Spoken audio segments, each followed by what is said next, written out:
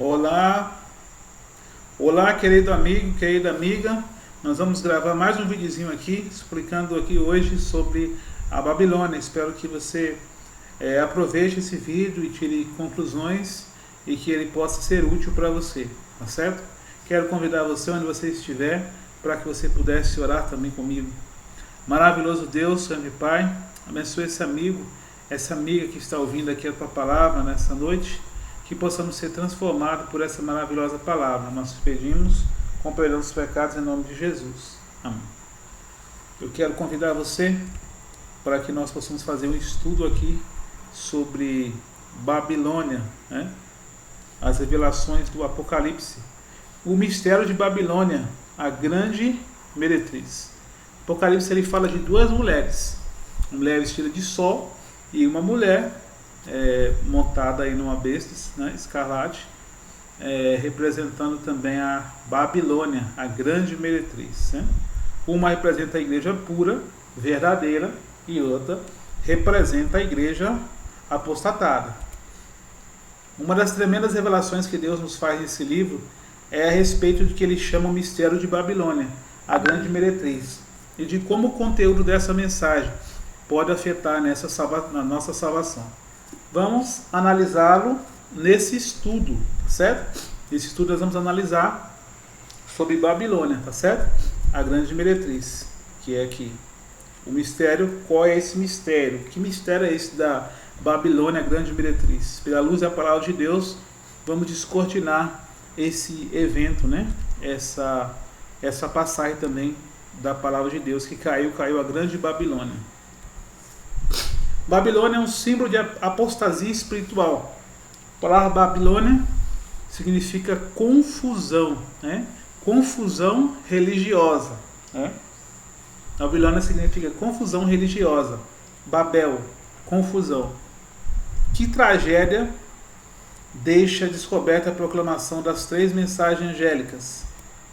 Apocalipse 14:8. Seguiu-se outro anjo dizendo: Caiu a grande Babilônia, que tem dado a beber a todas as nações do vinho da fúria da sua prostituição.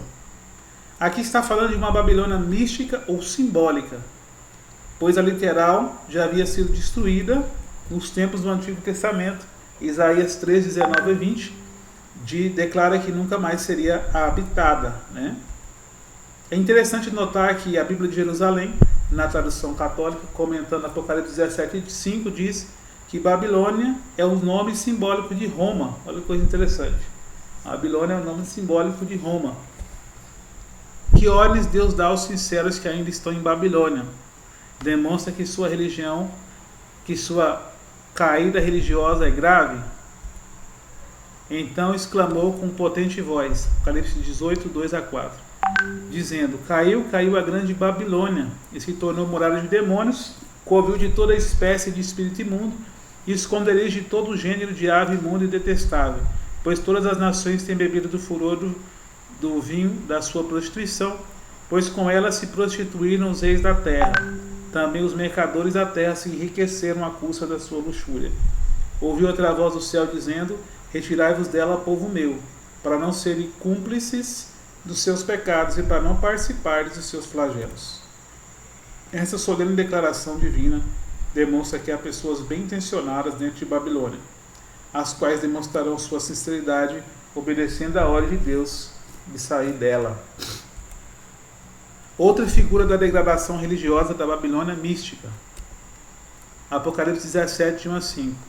Veio um dos 7 anjos que tem as 7 taças e falou comigo dizendo: Vem mostrar-te-ei o julgamento da grande meretriz, que se acha sentada sobre muitas águas, com quem se prostituíram os reis da terra, e com o vinho da sua devassidão.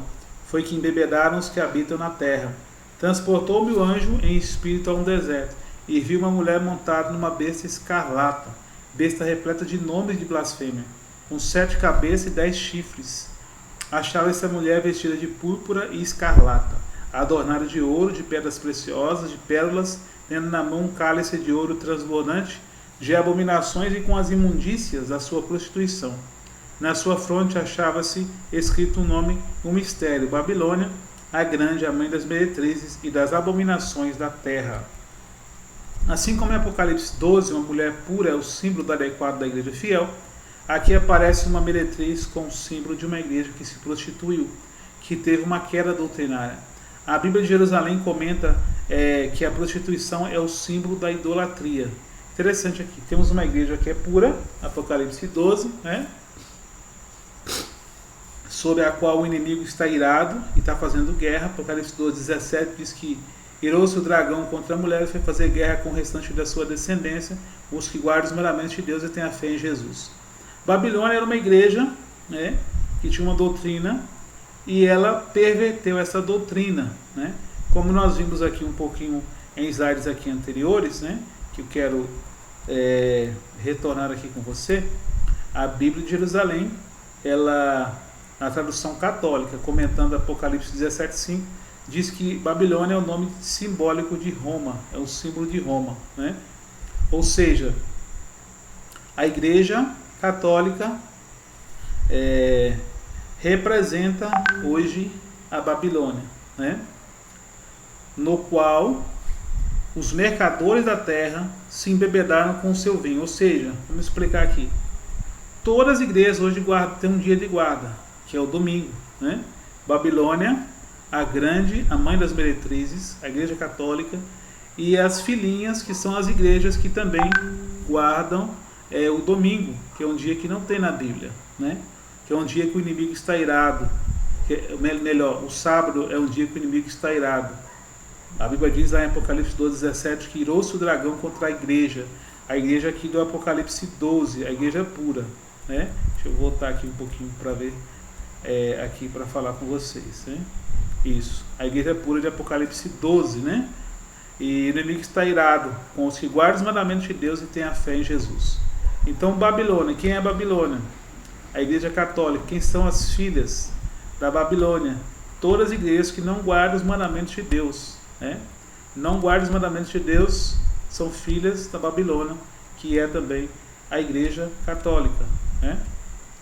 Ezequiel 16:15 diz assim: mas confiaste na tua formosura, e te corrompeste por causa da tua fama, e prostituías-te a todo que passava para as sedes dele. Ezequiel 16, verso 15. Capítulo 23, 37 e 38. Porque adulteraram o sangue que se acha nas suas mãos, e com os seus ídolos adulteraram até os seus filhos que de mim fizeram passar pelo fogo para consumir. E ainda isso me fizeram, contaminar o meu santuário no mesmo dia e profanar os meus sábados. Onde a igreja teria a sua sede? Vamos lá. Apocalipse 17:3. Transportou-me o anjo em espírito a um deserto, e vi uma besta, uma mulher adornada numa besta escarlate, besta repleta de nomes de blasfêmia, com 7 cabeças e 10 chifres. Achava essa mulher vestida de púrpura escarlate, adornada de ouro, de pedras preciosas e de pérolas, tendo na mão um cálice de ouro transbordante de abominações, e com imundícias da sua prostituição. O anjo, porém, me disse: por que te admiras? Dir-te-ei o mistério da mulher e da besta que tem as 7 cabeças e os 10 chifres que leva a mulher. Aqui está o sentido, que tem sabedoria. As 7 cabeças são os 7 montes, nos quais a mulher está sentada, são também 7 reis. Apocalipse 17:9. Falou-me ainda: as águas que viste, onde a meretriz está sentada, são povos, multidões, nações e línguas. As 7 cabeças são 7 colinas de Roma. Comentário da Bíblia de Jerusalém, Apocalipse 17:3. 7 cabeças são 7 colinas que existem ali em Roma. A besta, Roma, poder romano, poder papal, leva sentada sobre si uma igreja prostituída, que dá a entender claramente que teria sua sede em Roma, a cidade dos 7 montes. Olha como se encaixa direitinho, né? 7 cabeças são 7 colinas ali de Roma, né? E qual o líder espiritual religioso que vive em Roma? O Papa, né? Do ponto de vista de Deus, qual seria a influência religiosa negativa que exerceria a igreja de Roma sobre a humanidade? Apocalipse 17:2. Com quem se prostituíram os reis da terra, e o vinho da sua devassidão foi que se embebedaram os reis da terra. A igreja caída serve as nações, e o vinho do cálice das suas doutrinas adúlteras, com elas tem embriagado os crentes, os quais não percebem os erros mencionados. Vejamos alguns poucos dos muitos exemplos que lamentavelmente existem. Contrastaremos a doutrina pura com a doutrina adulterada para facilitar a sua compreensão. Vamos lá? Doutrina pura. A Bíblia é a palavra de Deus, regra de fé e doutrina. 2 Timóteo 3, 15, 17, 2 Pedro 1, 19. O vinho adulterado, a tradição. Marcos 7, 6 a 13, Gálatas 1, 6 a 9, Apocalipse 22, 18 e 19. O vinho adulterado, tradição, né? A doutrina pura é a Bíblia, a regra, a palavra de Deus, né? Doutrina pura, Cristo é o único suficiente e Salvador. Atos 4, 10 a 12, 2 Timóteo 2, 5 e João 14, 6. Vinho adulterado, a mediação de outros, a intercessão de Maria, a intercessão dos santos, a intercessão dos padres, a intercessão do Papa, né? Então, são o vinho adulterado, né? A igreja adulterou o vinho, né? Então, Cristo é o único e suficiente Salvador. Não existe outro mediador entre Deus e os homens, somente Jesus Cristo. A doutrina pura, salvação pela graça e justificação pela fé. Efésios 2, 8 e 9, Romanos 3, 24. O vinho adulterado, penitências e obras meritórias, né? Como indulgências, vai rezar tantos Ave Maria, tantos Padre Nossos, né? Então isso são vinho adulterado. Doutrina pura é a salvação pela graça do Senhor Jesus Cristo e a justificação pela fé nele, né? Doutrina pura. A fé não anula a lei, mas descreve a conduta ética cristã. O crente guarda a lei como fruto da vida e amor a Cristo. Romanos 3, 31. Anulamos a lei pela fé de maneira nenhuma, antes confirmamos a lei. Romanos 8, 3 a 11, 14, 15, Efésios 4, 28. Então a fé não anula a lei de Deus permanece. A lei é santa, um mandamento justo e bom. Vinho adulterado, mudança da lei, contrário às palavras de Cristo. Mateus 5, 17, 18, ele não veio abrogar a lei aos profetas, não veio abrogar, mas veio para cumprir, né? Ele não veio tirar a lei aos profetas, mas veio para cumprir. Qualquer um que violar um desses mandamentos, né, será considerado menor no reino de Deus, né? Então Jesus não veio abrogar, não veio mudar, mas ele veio cumprir a lei de Deus e que nós possamos também cumprir. Então a doutrina pura, os mandamentos de Deus, a lei, o vinho adulterado, mudança da lei, do sábado para o domingo. Você pode ler a Bíblia todinha, você não vai encontrar nenhuma passagem dizendo que você precisa guardar os domingos e festas.